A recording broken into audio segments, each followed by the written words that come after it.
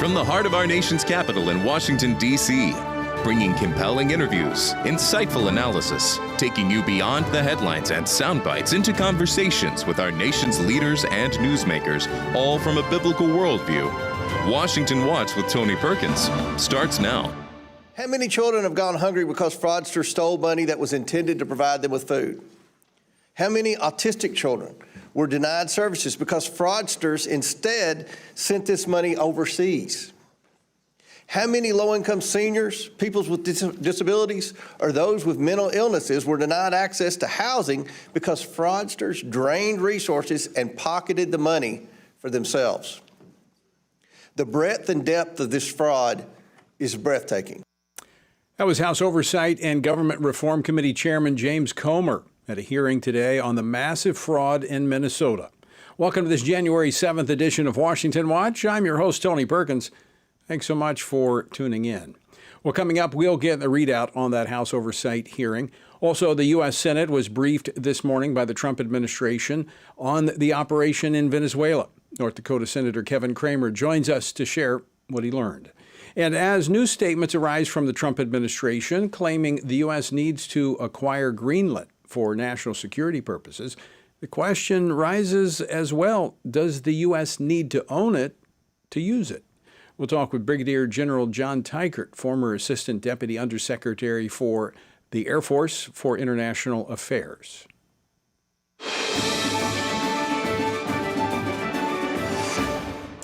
Well, a heated hearing on Capitol Hill today as Republicans gathered information on the federal investigation into alleged fraud in Minnesota. Now, prosecutors say fraud in social service programs could total as much as $9 billion. Now, during the House Oversight Committee hearing, Democrats accused Republicans of political targeting. But Chairman James Comer said oversight failures allowed this massive fraud to occur. The investigation has put Democratic Governor Tim Walz under intense scrutiny as Republicans question his leadership and accountability. Joining me now is Washington Stand reporter Casey Harper, who's been tracking today's main stories. Now, the fallout, Casey, appears to be growing for Governor Walz. What are Republicans saying about his future? Yeah, Tony. Mr. Walz is finding it difficult to find a Republican friend who will back him up. Not a single voice has raised up to defend him. And, leading Republican voices like Majority Whip Tom Emmer said that the more we look into this fraud, actually the more widespread it is. And he's called for Walz to resign. Of course, Walz said he's not going to run for re-election. And by the way, Senator Amy Klobuchar said she's seriously considering replacing him. He said he's not going to run for re-election. I suspect he thought that would satisfy sort of the lust for justice that we're seeing over this rampant fraud. But there's still these calls for resignation as more and more comes out, like we saw at the hearing today. In fact, here's what House Oversight Committee Chair James Comer said at that hearing today. Governor Tim Walz, Attorney General Keith Ellison, and Minnesota's Democrat leadership have either been asleep at the wheel or complicit in these crimes. How could they allow this massive fraud to go on for years? This is why we're here today. We must expose this theft of taxpayer dollars and hold everybody accountable who let it happen. So, Tony, the more I look into this, the more it seems that the fraud we've discovered is actually just the tip of the iceberg of what's been going on in Minnesota. Casey, was there any discussion today I know the focus was on Minnesota, but was there any discussion about this possibly being just one example of where fraud might be found in other parts of the country?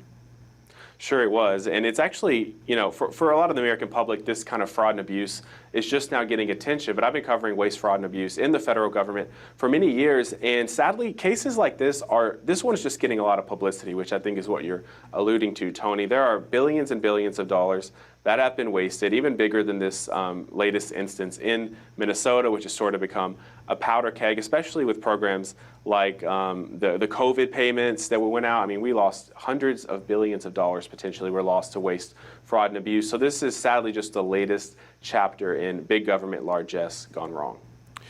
Casey, will there be additional hearings? Oh, yes. We're going to see many hearings on this. There's actually hearings have been going on for a while in Minnesota. It just hasn't got national media attention. Now we're getting this federal attention. I think, there's actually a lot there to be looked into, but at the same time, Republicans have a strong political motive to keep poking this, to keep exposing it, especially, which, as you mentioned earlier, many Democrats are actually, if not defending it, they're attacking Republicans for investigating it, like Democrat Summer Lee, who said, Tony, you're actually a racist for wanting to look into this fraud and calling fraud fraud. Well, while this hearing was actually going on, there was a shooting in Minneapolis. An ICE agent shot a woman, sparking strong reactions as ICE is there doing their investigations, looking at some of this criminal activity.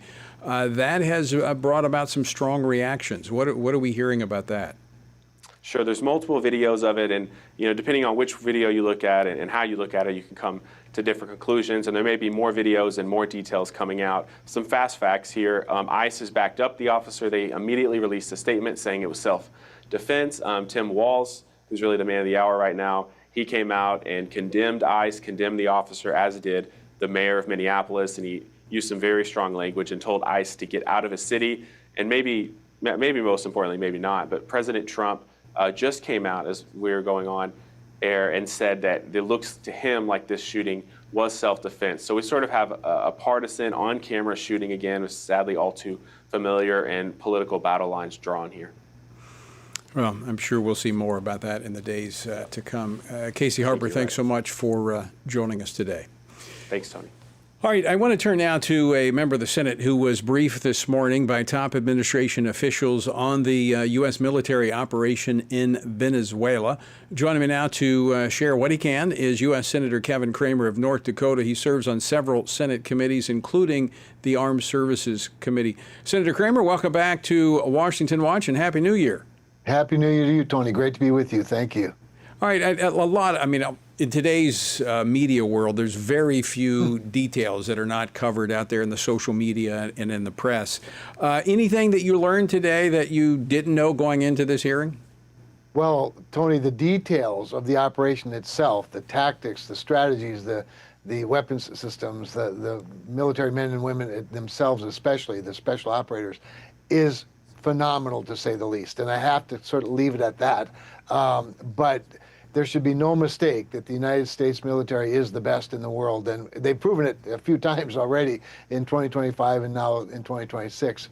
But so we did learn some things there. I think some of the things we learned about the governance decisions, the current regime, being led by the interim president Rodriguez, who was the vice president under Maduro. We got more details about some of that. The intelligence piece that CIA Director Radcliffe shared, again, fascinating and important, obviously not able to be discussed in public as yet, although I do expect that some things, some details, with a little time, will be able to be declassified or at least, segregated out that we can share with the public to give the public the sense of confidence that I got after hearing from Secretary Rubio and Secretary Hegseth and General Kane and Director Radcliffe today.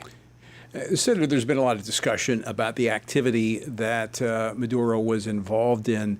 Was any of that discussed in terms of basically the criminal enterprise that he was running? Some of it was, of course, and Attorney General Bondi was one of the briefers as well.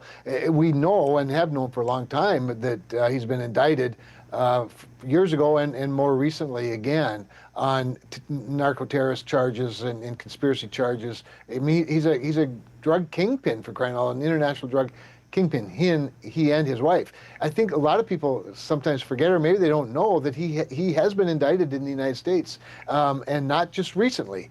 That in fact there was a $15 million bounty on his head in terms of an award for people that would turn him in. That was increased to $25 million by the Biden administration, actually, and then of course that led to a $50 million award, and that the Maduros were given many off-ramps, opportunities to take more luxurious off-ramps to other places, and chose not to do that. And that's what, frankly, that's what madmen do. They get so addicted to their own power that they hang on to that to the detriment of their own freedom. And so we did learn more about that, Tony. And those are some of the things I hope more details can be released publicly about it going forward. Again, I think it would give Americans a sense of comfort about it. Was there one particular thing that triggered, I mean, as you said, he has been indicted. That's not new news. But Right. was there something that prompted the United States to take the action that it took? Yeah, so I think, again, referring more maybe to more public information, the many choices, the many chances he was given in negotiations to take a more peaceful off-ramp. But as you notice, I mean, it's not like the narco-terrorist trade was calming down any, but for the actions of the very brave and capable military of the United States and the drug enforcement agents and intelligence sources as well. It was just going to continue forever. And so I think ultimately just the president's patience wore out. All of his options, Maduro's peaceful options, were exhausted. And the weather, patterns and other things became favorable. And it was time to do what he wasn't going to do himself. Senator Kramer, what would you say to those who say this operation should have been approved by Congress ahead of time?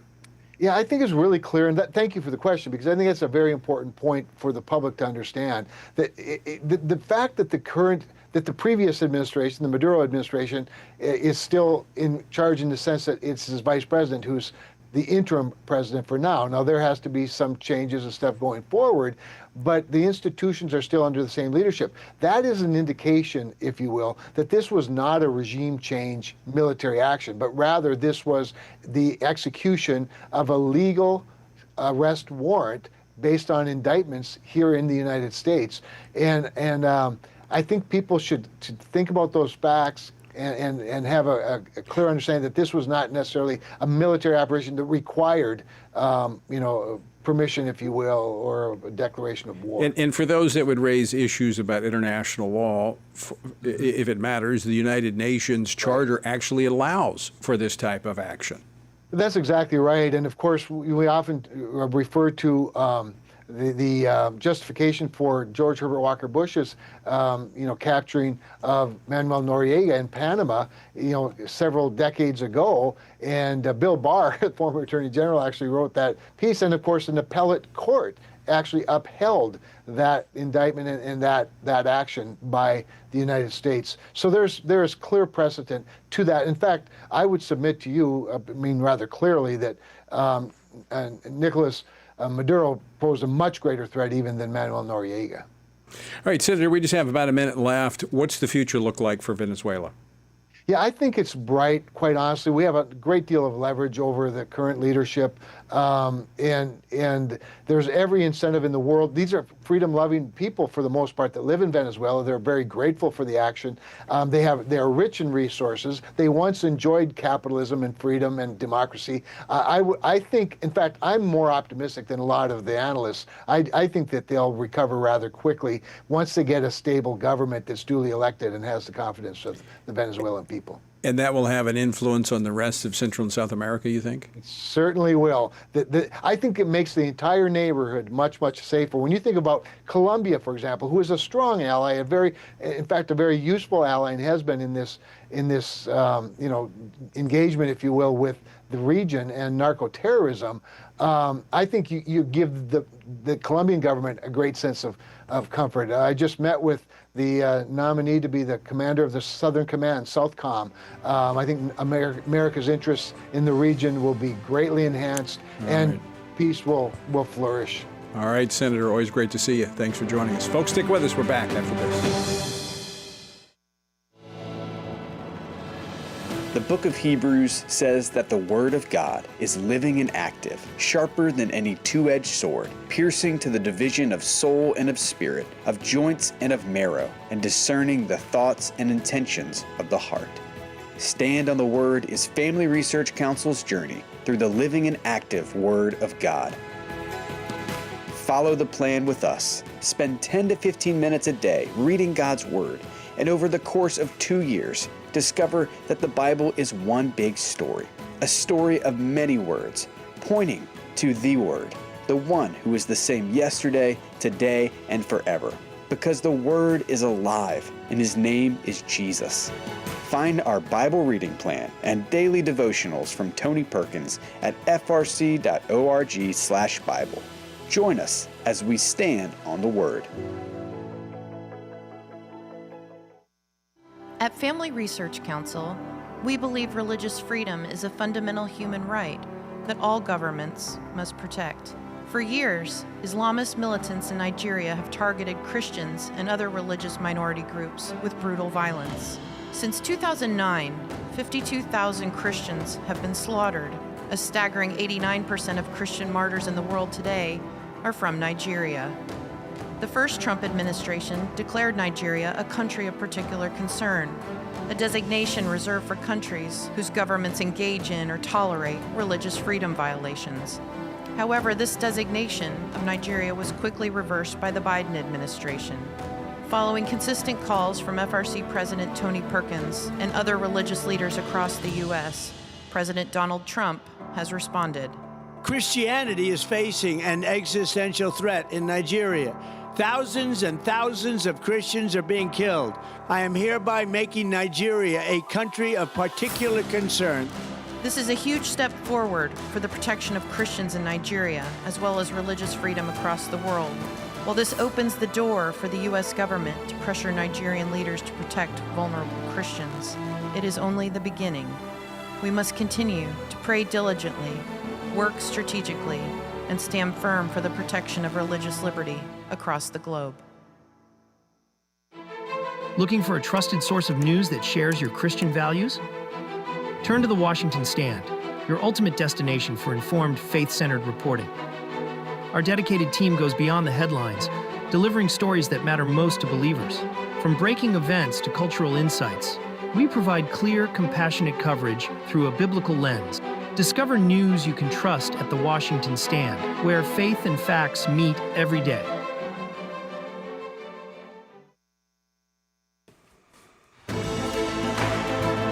All right, welcome back to Washington Watch. Thanks so much for making us part of your day. The website, TonyPerkins.com. Be sure and check that out. Lots of resources there for you.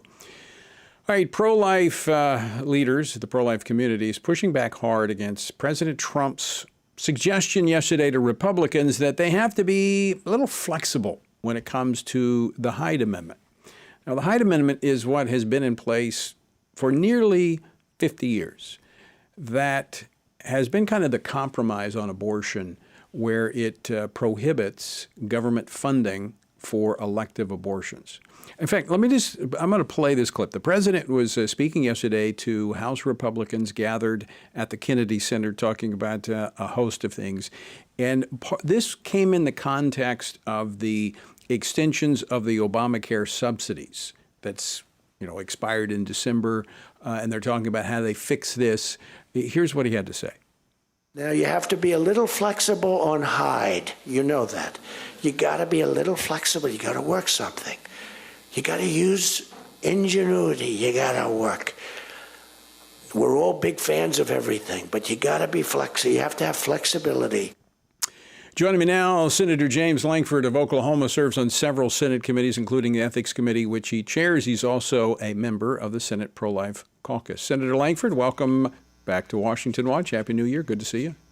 Thanks, Tony. Good to see you again as well. All right. Flexibility. Some things I think we need to be very resolute on, and life would be one of them. What do you say? Yeah, I'm not flexible on the value of every single child. Every single child is valuable. There aren't some children that are disposable and some children that are valuable. Every child is valuable. And so that's not an area that I'm flexible on. I think what the president was trying to say, and what Carolyn Leavitt, his spokesperson, came out and said today is, hey, the president's been a tenacious supporter of Hyde. He's been very active, and I do give him credit. He's done what's called the Mexico City policy. He's taken away funding from international abortions with taxpayer dollars. He has actually restored funding that Biden took away to pro-life, different grants that go to different states. He has been very good on defunding Planned Parenthood. He signed that bill where we defunded Planned Parenthood for this year. So there's been a lot of very, very strong pro-life things that he's done. He's also trying to be able to get a health care proposal done that, quite frankly, Democrats right now are saying they would reduce the cost of health care for all of those several million people that have Obamacare rates that are going up, as long as we'll have abortion funding in it. Clearly, that's a red line I'm not going to cross. I'm not going to break what we're doing in healthcare. VA doesn't do abortions. DOD doesn't do abortions. Indian healthcare doesn't do abortions. We don't do abortions with Medicare, Medicaid. We should not have it anywhere. But right now, the only place that abortion funding for elective abortion exists and subsidizing it is in Obamacare, and that needs to go away. And this that almost kept Obamacare from passing back when it was first adopted. Yep. During Barack Obama's term as president was the abortion issue, and he issued this basically fraudulent executive order saying that it would be covered by Hyde, and it wasn't. Right. And it wasn't, actually. What was interesting is the House, when it originally passed the bill, there's a guy named Bart Stupak, who's no longer a member, who fought at that time. He was a Democrat pro-life member, which there aren't any more Democrat pro-life members anymore. Democrats have driven them all out. And it said, if you're going to be a Democrat, you have to be for abortions.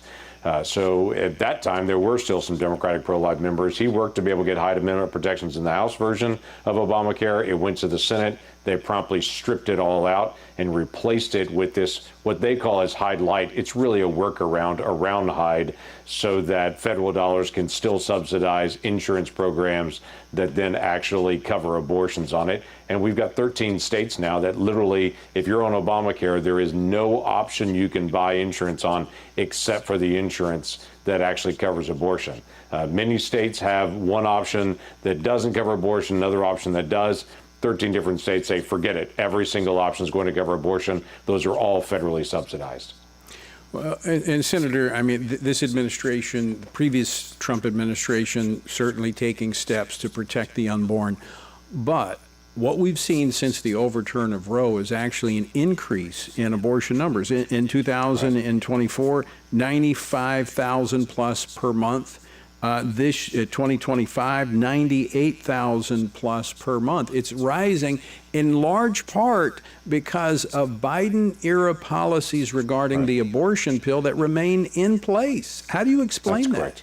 I can't explain that, actually. Biden era during COVID, they said for the COVID emergency, we're going to increase the availability of the chemical abortion pills and to be able to get them out where you don't have to see a doctor, you don't have to have any kind of physical exam. You can literally just have somebody ship you abortion pills that take the life of that child. Incredibly dangerous for the mom. Lots of complications can occur there. We have individuals ending up in the emergency room with severe bleeding. If you have an ectopic pregnancy, it can actually take the life of the mom. It can keep her from having children in the future if she takes this chemical abortion pills, if she has the wrong blood type. But the Biden administration was most important to them is increasing the number of abortions. We have been very outspoken to the Trump administration. They should reverse all those policies. They're currently telling us they're studying that. They're reviewing it. We want them to be able to move in to say the first Trump administration didn't allow this. They have had no shame in reversing other Biden policies. They should reverse this policy as well. So, Senator, you would understand why pro-life advocates are a little concerned with that backdrop in those comments yesterday regarding Hyde. Yep, I certainly do, and I've expressed that to quite a few folks. I've had several folks that have called me and said, President Trump's been very, very strong on the life issues. I've said that is entirely true in the first administration. He has been very strong. He's moved on multiple different pro-life things in the first several months of his administration this time. But this issue about chemical abortion continues to hang out there. That is the dominant method for abortion in America now. And we still have people that are boyfriends getting that drug and actually trying to be able to pass it over. We have people that have had no medical exam at all getting this abortion drug. And if their pregnancy has gone gestation past a certain number of weeks or they have an ectopic pregnancy, it is exceptionally dangerous for her. It's always deadly to the child. All right, Senator, just a minute left. Talking about the health care issue, I think the health savings accounts are a very good option for this. Sure. What do you see as the way forward? 50 seconds. Yeah, we've been very outspoken as Republicans to say, hey, we want to deal with the cost of health care, but Obamacare literally is raising the price exponentially. What Democrats have looked for is more and more subsidies on top of previous subsidies to try to hold the cost down. In my state, The Obamacare insurance plans have gone up 200% at the same time that commercial insurance has gone up 29%. There is a structural problem with Obamacare. We want to make sure that people can buy their own health care insurance. They can group together in small businesses to be able to get more. We want to do high-risk plans to be able to bring down the cost for everyone. There are practical ways that we can actually reduce the cost of health care without doing Obamacare and socialized medicine. And I trust you to carve a way forward on that. Senator, thanks for joining us. Folks, stick with us. We're back for more. 3 years ago, the Supreme Court issued its historic Dobbs decision, a ruling that overturned Roe v. Wade, which for nearly 50 years imposed abortion on demand, silencing voters and bypassing the democratic process across the country. The Dobbs decision was a huge step forward against abortion, but it didn't outright ban it. It returned the power to the people. Now, 29 states have laws on the books protecting life. However, there's a catch. Abortion numbers since Dobbs have actually gone up, with an increase of 12% since 2020, climbing from 930,000 to over 1 million in each of the most recent years. So how can this be? The answer is simple: the abortion drug. Today, over 60% of U.S. abortions involve abortion drugs, many of these without medical oversight. In 2021, the Biden administration quietly removed bare minimum, long-standing safety protocols for the abortion drug that have existed for 20 years to protect women from life-threatening risks and ensuring informed consent. The Biden DOJ then declared that they would not enforce the Comstock Act, which prevents the mailing of anything that causes an abortion. This is not only illegal, but also dangerous. A study shows nearly 11% of women who take the abortion drug end up in the emergency room with serious complications. Unless the Trump administration reverses these reckless Biden-era policies, pro-life laws will remain largely symbolic. Without a full review and repeal of mifepristone, unborn lives will remain in grave danger and pregnant mothers will remain at risk. Let's stand for life and end this mail-order abortion drug pipeline. Sign the petition urging the Trump administration to take action at frc.org/stopchemicalabortion. This is Washington Watch, and I'm Tony Perkins. Thanks for tuning in. Well, following the U.S. military operation in Venezuela, there has been renewed interest in President Trump's desire to acquire the territory of Greenland. When pressed about it by reporters over the weekend, the president said acquiring Greenland would benefit the U.S. and the European Union. And the White House press secretary, Caroline Leavitt, later put out statements to the press saying the use of U.S. military is, quote, always an option, end quote. Well, joining me now to talk about this, Brigadier General John Teichert, former Assistant Deputy Undersecretary for Air Force in the Air Force for International Affairs. General, welcome back to Washington Watch. Thanks for joining us. Tony, thanks for having me again. There's no question of the value of Greenland, but you don't have to own something to use it, do you? Tony, you don't. And we get all or almost all of the benefits from Greenland by the partnership we currently have with Greenland and Denmark. There are economic benefits, there are security benefits, there are diplomatic benefits, and we have a very robust series of mechanisms to allow for collaboration in Greenland, including a U.S. Air Force or Space Force base that we utilize regularly. And I don't know why now we are threatening implicitly or explicitly our friend and our partner in Denmark and Greenland to try to bargain better and get those benefits that we're already receiving from that territory. General, I've not heard much about this in the discussion, but as I was researching a little bit more, there's a little-known Cold War agreement that was signed back in 1951 that basically gives the United States the run of Greenland. Now, it was amended in 2004 to say, hey, at least tell us what you're going to do, but we can pretty much do everything or anything we need to do right now. Tony, that's exactly right. And those mechanisms for collaboration can allow us mutual benefit from the territory by working alongside of our Danish and our Greenlander partners. And I reflect back on the U.S. Space Force base that's already there, the agreement that allows space situational awareness, missile defense, Arctic defense. And I have no doubt that if we asked Denmark and Greenland for an economic collaboration on critical minerals or oil, or another base, or a series of bases, then we could easily get to yes on that without, again, threatening our friends and our partners. So wait a minute, you just mentioned the critical minerals. Is that an issue here? Because we have access for military defense purposes. Is it the minerals and such that are under the ice? Tony, there are a lot of critical minerals, rare earth metals, and oil that is there in the territory, but we have economic agreements with Greenland and Denmark that can allow us the benefit of exploring and exploiting those minerals, metals, and that oil.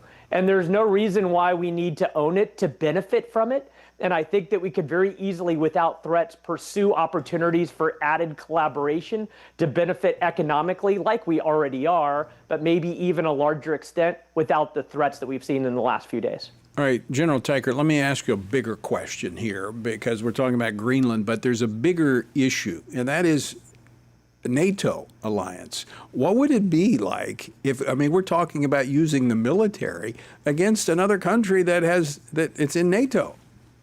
Tony, the NATO alliance would essentially crumble if we did what we've been suggesting we might do.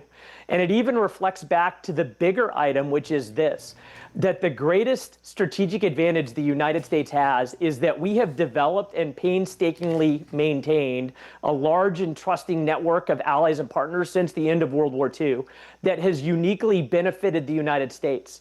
And the thing about friends, Tony, is that when you make threats to them, you turn around at some point and realize they're not there. And if we didn't have friends, allies, and partners that deter our adversaries and we provide mutual benefit alongside of, then that would be profoundly harmful to the United States economically, militarily, diplomatically, and politically. You dealt with the international aspects of relationships when you were in the United States Air Force as a general.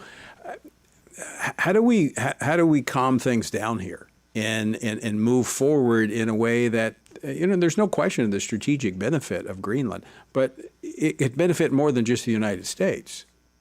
It does, and I really hope that when Secretary of State Marco Rubio sits down with his counterparts next week, probably in the middle of the week, that they come to some conclusions about the mutual benefit of how we can work together to use Greenland alongside of Denmark and our NATO partners. And the thing that I definitely realize here is that the president loves the negotiating tactic of keeping all options on the table. And in general, when working against adversaries, that's wise. You don't want the adversary to know what you're not going to do because it simplifies their strategic calculus. But the trust that's ingrained in this large network of allies and partners allows us to benefit massively and mutually. And the problem with threats is that we can't explore the benefits because now you don't have the trust that cements the nations together. And I fear that even that comment from the Secretary or Leavitt, the press secretary, that now has a chilling effect on a relationship that can start to thaw any of the benefits that we get from a close relationship with NATO and allies and partners. Yeah, General, that's a really good point. The president is a great negotiator. He holds himself out as the art of the deal. But real estate is something different when you're talking about a building in Manhattan as you're talking rather than a country. It doesn't necessarily work the same. General, always great to see you. Thanks so much for joining us. Appreciate your insights. Thank you, Tony. Yeah. Well, again, just another thing to add to your prayer list. I do appreciate that the president does things differently, and it kind of disrupts the status quo because the status quo doesn't always work. But we need wisdom. In all things, we need to be praying that he would do that. All right, Congressman Chris Smith joins me next, so don't go away. More straight ahead. Should a Christian support Israel? That question has become one of the most emotionally charged issues of our time, both in the world and within the church. Family Research Council President Tony Perkins offers a clear, biblical, and prophetic answer. In his latest book, he examines Israel's past, present, and future through the lens of Scripture, revealing why support for Israel is not rooted in politics, partisanship, or cultural sentiment, but in the unchanging promises of God. Drawing from Genesis to Revelation, Tony Perkins demonstrates that the ultimate rationale for a Christian support for Israel is spiritual. Should a Christian support Israel invites believers to see beyond headlines and ideologies, returning to the foundation of God's Word to understand His heart for His chosen people and the blessings that flow when we stand with what He has established forever. Text the word Israel to 67742 for more information. What is God's role in government? What does the separation of church and state really mean? And how does morality shape a nation? President John Adams said our Constitution was made only for a moral and religious people. It is wholly inadequate to the government of any other. Join Family Research Council for God and Government, a powerful series that explores the connection between biblical principles and the American government, equipping you with truth to engage in today's most pressing debates. We'll uncover the foundations of our nation's history and why it's relevant for today. Join us to defend God's plan for government, because faith and freedom were never meant to be separate. You can view the course at prayvotestand.org/God and Government or on the Stand Firm app.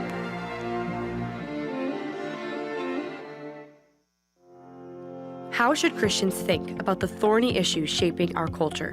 How should Christians address deceitful ideas like transgenderism, critical theory, or assisted suicide?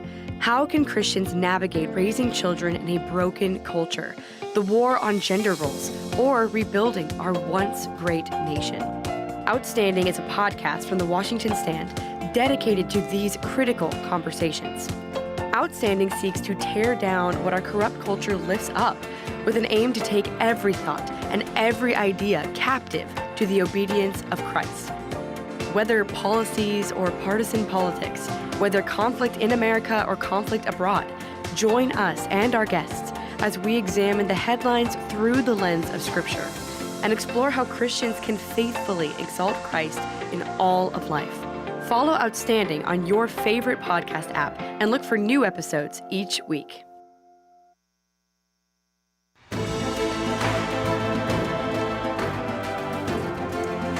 This is Washington Watch. I'm Tony Perkins. Thanks so much for tuning in. Let me encourage you, if you've not yet downloaded the Stand Firm app, to go to the App Store and get the Stand Firm app.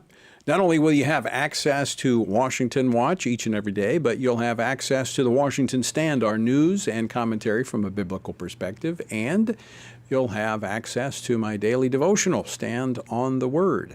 And by the way, our word for today comes from Genesis chapter 18. For I have known him in order that he may command his children and his household after him, that they keep the way of the Lord, to do righteousness and justice, that the Lord may bring to Abraham what he has spoken to him. This verse reveals the underlying reason for God's personal relationship with Abraham. God chose him not merely to bless him, but so that he would lead others, his children, his household, and others under his influence to keep the way of the Lord by practicing righteousness and justice. Abraham's faith was never meant to be private or passive. It was meant to be lived out and passed on. The same is true for us. God has placed people within our sphere of influence, children, grandchildren, extended family, co-workers, and neighbors, and how we steward those relationships matter. By faithfully walking in obedience and directing others toward the Lord, we participate in God's larger purposes. Now notice the order in the passage. Abraham's leadership in righteousness and justice came before the fulfillment of God's promises. God's promises require faithful action on our part. To find out more about our journey through the Bible, text Bible to 67742. That's Bible to 67742. Okay, I want to go back to an issue that we discussed earlier in the program with Senator James Lankford of Oklahoma, and that is the Hyde Amendment. This legislative provision, it's an annual rider that for 50 years, has prohibited the use of federal funds on most abortions. In the 1990s, it was changed to allow for exceptions for rape and incest, or to save the life of the mother. But this was a part of actually Henry Hyde, Republican congressman from Illinois, actually introduced this 3 years after, it actually passed 3 years after Roe v. Wade was decided or imposed upon the nation by the court. And my next guest hasn't been in Congress those entire 50 years, but pretty close, having been in office since 1981. And throughout the time, he has been a stalwart defending the sanctity of human life. And as you will see, as he's been on the program many times, he has been an advocate for the persecuted. Congressman Chris Smith of New Jersey is going to be joining. He serves in several roles in the House, including serving as the co-chair of the Tom Lantos Human Rights Commission and the co-chair of the bipartisan Congressional Pro-Life Caucus. He represents the 4th Congressional District of New Jersey, and the House is just wrapping up a vote, so he's headed back to join us. But while we're waiting for him to join us, I want to bring in Kana Gonzalez, who is the director of our government affairs. Kana, thanks for joining us today here on Washington Watch.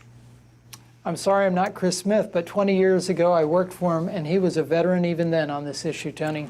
Well, he has advocated relentlessly for the unborn. And while we're waiting for him, I want to play this clip again from President Trump yesterday when he was talking to the Republicans about the Hyde Amendment and then I'm going to let you fill in, kind of give the context. Play that clip again, please. Now, you have to be a little flexible on Hyde. You know that. You got to be a little flexible. You got to work something. You got to use ingenuity. You got to work. We're all big fans of everything, but you got to be flexible. You have to have flexibility. All right, so give our viewers and listeners the context of those comments. Sure. So, Tony, the president spoke for a little over, I believe, 2 hours to Republicans on the Hill, and he was really speaking to them about what he thinks it's going to take to have a successful year, right? We've just come back from Christmas. We just came back from the longest government shutdown ever when Democrats shut down the government. And so he was laying out any number of ideas that he thinks would be helpful for Republicans to really focus on, both legislatively and then as we get towards the end of the year, right? The open secret in Washington is it's an election year and everyone's running for re-election.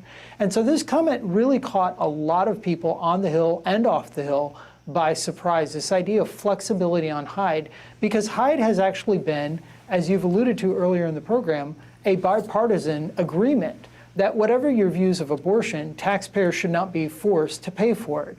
And as you said, it's been in place since 3 years after Roe v. Wade. Roe v. Wade is now overturned, but Hyde continues to be applied every year to the spending bills that move through Congress. And so the idea that suddenly this year, for some reason, not only must we abandon Hyde, but that Republicans should be complicit in that abandonment, or not abandonment, but compromise or flexibility, has really caught a lot of people off guard. Kana, you know how this works here in Washington, D.C. So you make an exception this time. You say, all right, well, all right, we've got to solve this problem. Therefore, the Democrats don't want Hyde on this extension of subsidies, so we just got to, but just this time, we're just not going to do it. Republicans agree to that. They have broken a long-standing position on the sanctity of human life and the fact that taxpayers would not be forced to engage in funding abortions. It is really remarkable. It's been in every party platform since Roe v. Wade until 2 years ago.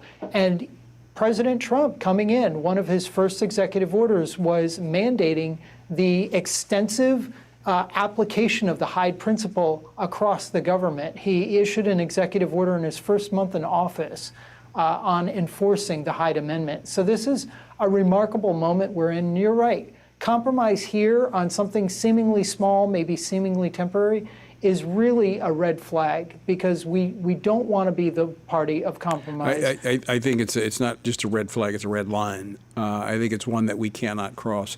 Kana, thanks so much for joining us. Congressman Chris Smith is now ready to join us. So I'm going to let you go, and I'm going to let the congressman come in. So bye, Kana. All right, Congressman Chris Smith of New Jersey joins us now. He just ran off the House floor after casting a vote. Congressman Chris Smith, thanks so much for joining us today. Appreciate you hustling back to the studio.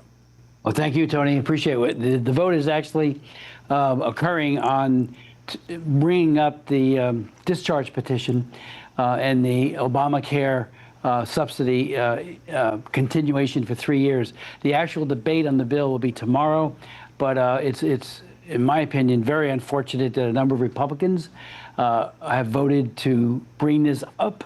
It does not have the Hyde Amendment, as you've just pointed out in that last back and forth, and has not, Obamacare has not had the Hyde Amendment ever. Despite all the lies that were put out by Obama himself with his bogus executive order in 2010, saying that the Hyde will apply. It does not apply. In my state, Tony, you can't even get a policy under Obamacare that does not pay for abortion on demand. And we allow abortions right till birth in my state. Congressman, you weren't on when we were talking about, you served with Henry Hyde. Yes. You've been in Congress not 50 years, but close to about 40 years. You've served in Congress since 1981. This has been a bipartisan, accepted view that it's a moral issue, as Henry Hyde pointed out, that we should not force people to engage in something that many, many Americans see as immoral, and that is the taking of the life of the unborn. Tony, you said it perfectly. Henry Hyde was a huge, amazing leader. In every debate, you wanted him to be the closer. He was so articulate. But he stood up for the unborn in 1976. Now it's the 50th anniversary of the Hyde Amendment. Clinton tried to get rid of it. Obama tried to get rid of it. Biden tried to get rid of it. It's really, but there was once a very strong bipartisan consensus.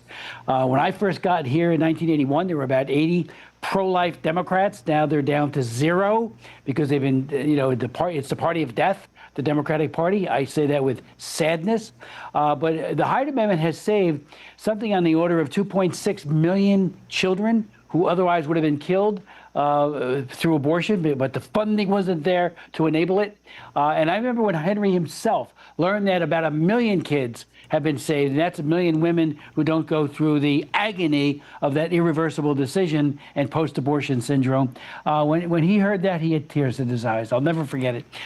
So, a great man, a great legacy, and we need to be firm and say no. I put it into H.R. 7 every year. It's passed the House 4 times that says Obamacare will no longer subsidize abortion on demand. Passes the House, has not passed the Senate. It hasn't passed in this Congress yet. We need to grow our numbers so that we can get this protection so at least the taxpayer is not complicit in dismembering and chemically poisoning babies. Were any of your colleagues moved to reconsider their support for Hyde by the president's comments yesterday? I don't think so. I think it caused some bewilderment, that we need to be flexible. What does that mean? The child who's about to be exterminated in a very painful way, especially through dismemberment, but even the child who's starved to death through the abortion pill. Almost nobody, it, I know it, it kills the baby by starving that little girl or little boy to death. We also know it's very dangerous to women based on the most recent data that came out last April. A complication rate of 11% when they advertise that it's less than 0.5%. So women are suffering, babies are suffering. No, we need to reassert our commitment to the most defenseless group of people on earth, unborn children, and I would say to their mothers. It's the biggest lie and deception ever that somehow killing a baby is pro-women. My wife is very pro-life. The women that make up the pro-life movement, and it primarily is led by women who are just amazing. And now, so we have to redouble our efforts to protect life. You may have caught my conversation with Kana Gonzalez about you've been around long enough, you know what happens if an exception is made one time. Yes. If we say, we've got to address this crisis in health care because these people are going to be losing their health care, and the Democrats won't vote for it unless it covers abortion. And so it's the Republicans who have to be flexible. They have to be the ones that, not flexible, basically throw their principles out the window. But if you do it one time, you'll do it a second time. And if you do it a second time, you'll do it a third time. And before you know it, we are funding abortions in this country wholesale. No, there's no doubt about that concern. Luckily, the Health and Human Services and all the other, the Hyde Amendment, as it's embedded in there for Medicaid, federal Medicaid only, not state Medicaid, that's intact, and we'll fight. That's an annual rider. Fight.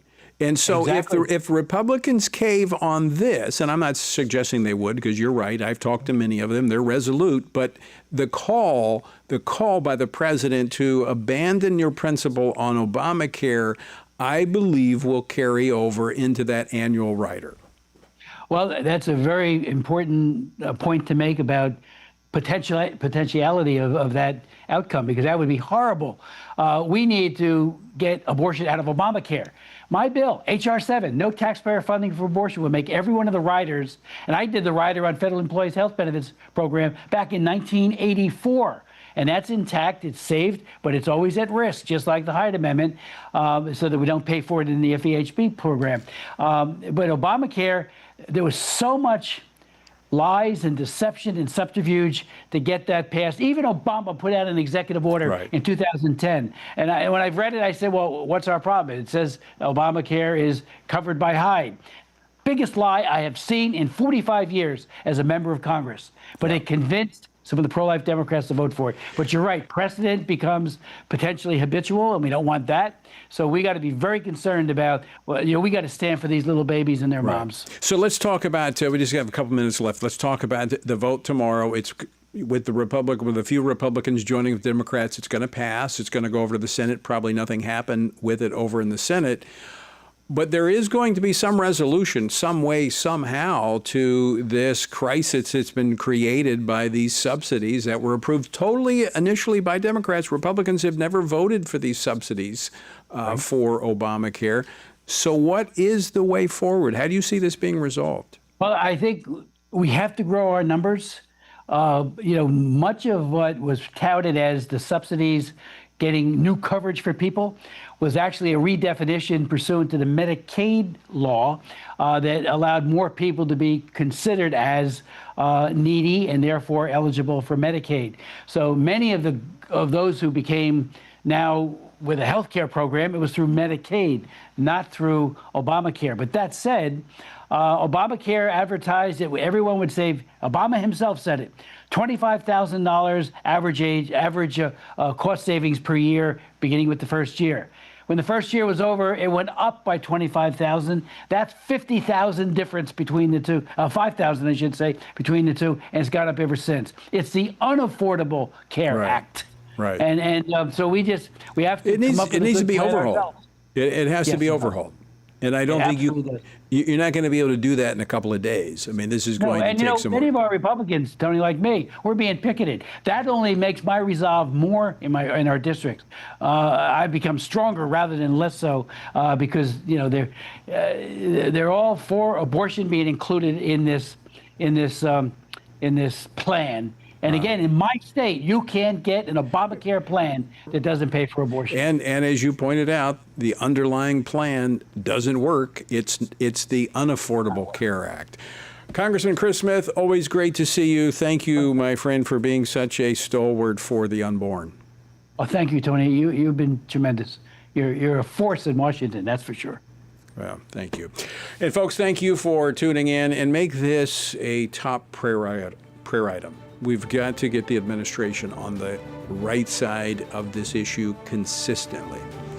All right, until next time, keep standing.